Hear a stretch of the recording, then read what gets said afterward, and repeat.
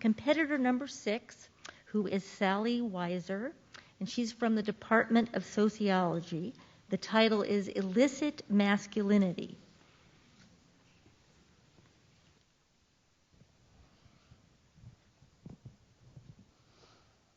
Most, if not all of us, are familiar with the term toxic masculinity. When we think toxic masculinity, we think of things like physical aggression, immovable toughness, and sexual violence.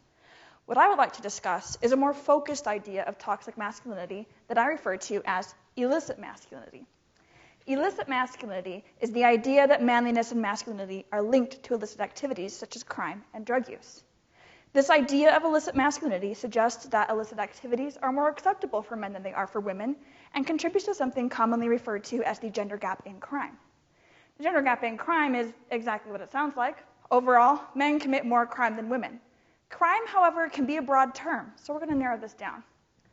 As a sociologist, I'm interested in the functions of our society. As our youth are our future, I am invested in their well-being. In the US, at least 1 in 8 youth abuse illicit substances. In 2019, 4,700 people in the US aged 15 to 24 died of an overdose. These facts are concerning, and I believe that illicit masculinity plays a major role in understanding adolescent drug use. Looking specifically at the gender difference in cocaine use among adolescents, I explore this idea of illicit masculinity in a sample of about 50,000 high school seniors. I measure their attitudes towards patriarchal ideas of masculinity through targeted survey questions.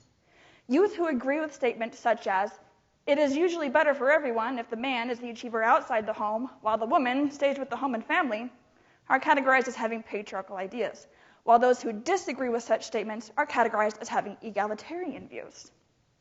Using predictive statistics, I find that on average, 10.5% of young men and 7.4% of young women are predicted to try cocaine, giving us a gender gap of 3.1%, which is marked by these dotted and dashed lines on your screen. For youth who hold these patriarchal views, there is a larger gender gap of 4%, as predictions for young men go up and predictions for young women go down. On the flip side, for youth with egalitarian views, there is a statistically significant shrink in that gap, as it goes down to about 2%, cutting that gap in half.